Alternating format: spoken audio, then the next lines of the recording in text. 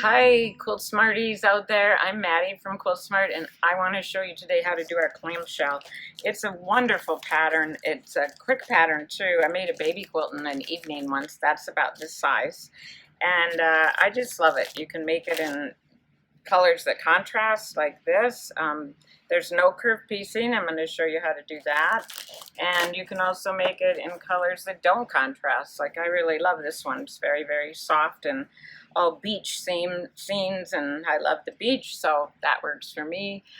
This is what the instructions look like on the front. On the back, you get all your yardage, 3 different layouts, and inside you get great step-by-step instructions. That's going to be a little bit more detailed than this video, so I would still recommend that if you, because you're going to love it, get the pack first. And if you want to make more, you can just get the interfacing by itself. But don't just get the interfacing. You'll want the instructions too.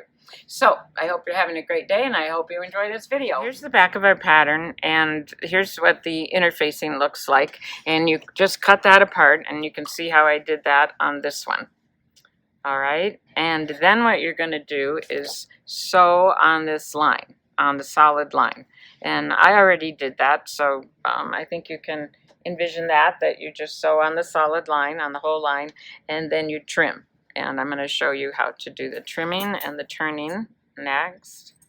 So we're just going to trim along the dashed line. And as I'm trimming, notice these points. There's 3 points or marks on here. One over here, one in the center, it's a circle with a line through it, and one over on this side.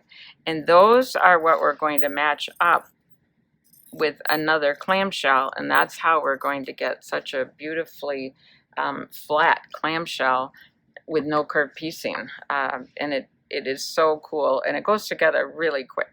So what I'm going to do next is just turn this, and you can use a pointer creaser if you want.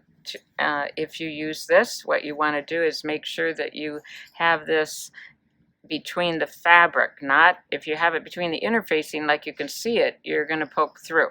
And you'll probably do that once or twice, and that's okay. Just kind of finger press it down if you do that.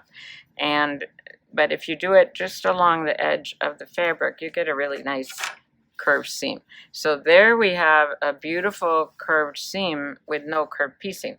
And now I'm going to show you how to put that into the clamshell quilt. So we're going to take 2 pieces like this. This size that I'm making right now has a row of 5 clamshells and then a row of 4 clamshells. And you can see how those are attached by a thread there. So that's what I'm going to show you now. So one thing, especially because I learned this just last night when I was sewing the rows, is you want to make sure that if you wanted a certain color on the left, like this is kind of scrappy, but I also don't want to repeat 2 next to each other. So make sure that when you go to turn them over, because that's what we're going to do next, we're going to turn them over to stitch them, but make sure, see if I stitch this here, it's going to come out like I had it laid down there, okay? But if I don't do that, I might end up with them like this. So pay attention to that is what I'm saying. If it matters. If it doesn't matter, then you're fine. Okay, so I'm going to turn these over, and I'm going to match these together. And then I'm going to bring that to the sewing machine. So I have it under the machine, and this one I'm just going to bar tack. So I'm going to put which is something they used to use on, well, they still do, on pants. And so what I'm doing is lining that up, and I've got a zigzag stitch that's long, and it's on 0. You could also drop your feed dog, and you could do it that way too. But basically, that tacks them together. And I'm going to show you this because you can see that I'm like maybe a hair off.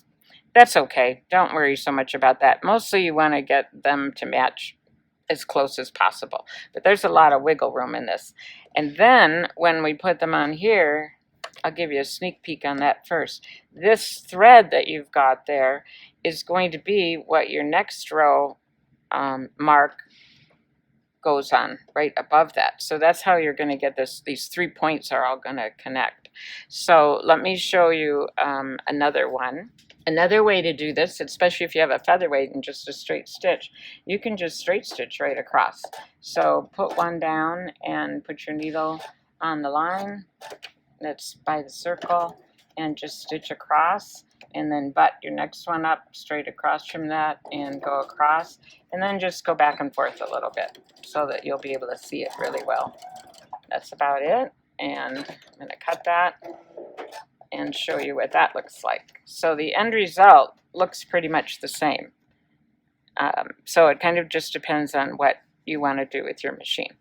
And then I would hook this up to however many I wanted. I'd make my row as long as I wanted. And next I'm going to show you how to put the row on. All right, so the rows are done, and I want to show you how to put those on. This is the mark that's going to be matched up to the mark that we stitched in. So you're going to just cover that just a hair. Basically, you're matching them, but you don't want your mark to show after you zigzag this down. So you're just going to cover your mark. This one I did in pink. I don't know why. Probably ran out of thread. I like to use all my crazy colors in a crazy quilt because otherwise I don't use them up. So I can see the mark there, and it's going to go right above the pink.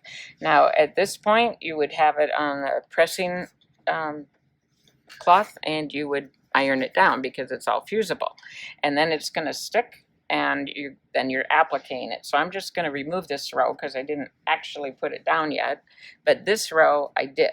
So this row is all matched. I see that I didn't match this one very well. So I'm just going to peel that up and move it over. And for purposes of the video, I'm just going to put a little pin in there. So that would be something you can do too.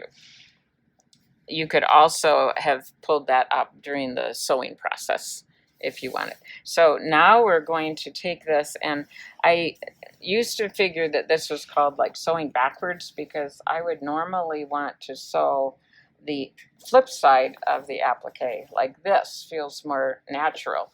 But on the clamshell quilt, you are building it this way, and so you could do that, but you'd have a lot of cloth in here, a lot of your quilt in here, where if you go what I would call backwards, then you don't. And it's really, really easy to get used to stitching that. Now I would use invisible thread on this quilt, and the reason that I have done that is because there's so many different colors. Unless you wanted to accent it like with a black or something and a specialty thread or something like that, you could. Right now I have white in here, which is just fine for the purposes of showing you how I'm doing it, and I happen to have a white square. I put a few white squares in there just to break up the color a little bit. And I might do some cool quilting in there. Now the stitch that you're going to want here is my favorite stitch is a 1.5 width and a 2.5 length for applique. And you're going to want to keep your needle, you might want to practice this or not, but you want to keep your needle going. It's just skimming the edge of the fabric, and I'm going really slow so that I'm hoping you can see that, but you will get used to this very, very fast. Now I'll show you one more thing. In the beginning, if you're thinking this is just a little bit too narrow for you, I'm going to switch it to a 2.0 width, and that gives you just a little wider. It's a little easier on the eyes, but you still want to skim the edge of the background. If every single stitch doesn't skim, don't worry about it. Life is short.